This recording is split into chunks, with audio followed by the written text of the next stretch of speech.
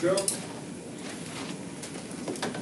So you have a lot here, a lot of elements going into this game, coming off of that loss, maybe trying to kind of bounce, but like prove something. You got Ime here, trying to keep a home streak alive. Do you embrace all of those extra elements and say use them as motivation, or do you say ignore all of those things because they take you away from your normal mental preparation? I would say focus on, I don't think they really matter.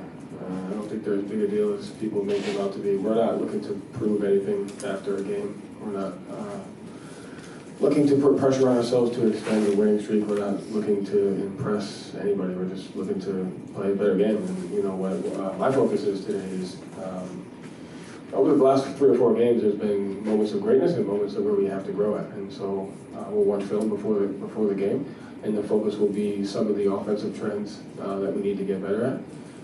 Some of the moments of greatness, and then the same thing on the defensive side of the ball. So we're not really out to prove anything, and obviously the fact that he made it back is great. We work together, guys on the staff, but I don't think that really has anything to do with winning or losing.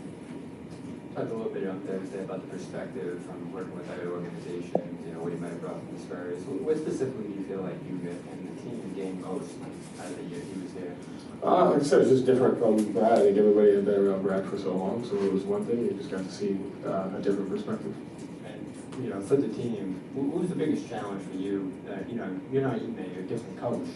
And they kind of came to expect that over the year they had with them. Just being a different voice, being a different coach. How difficult was that to kind of step into his shoes when you came last year? Yeah, I think no matter where you go, when you take over a job, you have to. The difficulty of building trust and buy-in is going to be the same. And so I think at the end of the day, it was more about being patient and developing what my identity was and what I wanted to be. Dealt with some of that too when I went from playing to coaching, and it was like, okay, I played for Beeline, I played for Hugs. Am I going to coach like Beeline? Am I going to coach like Hugs? Or am I going to take a little bit of both? And how am I going to be myself? And so I think regardless of who you take over for and what you do, at the end of the day, you're constantly shaping your identity, and you're going to use everybody that you played and coached for. And over time, you're going to have your own. And this is what I do. This is what others have done. This is what I learned from them. Joe, at what point did you feel like you kind of found your coaching identity since you took over, and at what point do you feel like the team actually took that identity on? That's a good question. I think there was a lot of moments of it last year. I think. To me, it goes back to what are the strengths of our team, what are the strengths of our roster, how can we maximize that?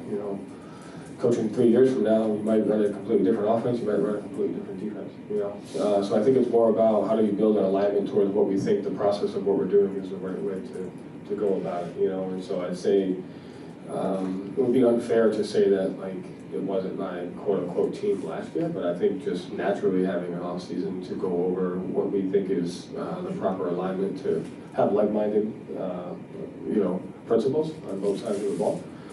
And culturally, I think that just kind of comes with time,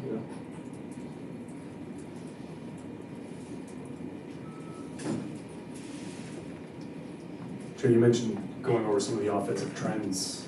What are those trends that you see? We try to we try to have a unique spacing in early offense, and sometimes we stray away from that, which then makes, I think somebody asked a question about, are we settling, or are we, I don't necessarily think we're settling. I think we just, when we don't get to the proper spacing, we don't see our automatics, the things that we have that we can go to right away. And so we have to find that balance of playing fast in transition, but then recognizing we don't have an advantage, and then quickly get to our automatic spacing so we can see the 4 or 5 things that we always go to. So you see bad shot selection and settling, I think, is for this team more of a byproduct of spacing recognition, matchup recognition.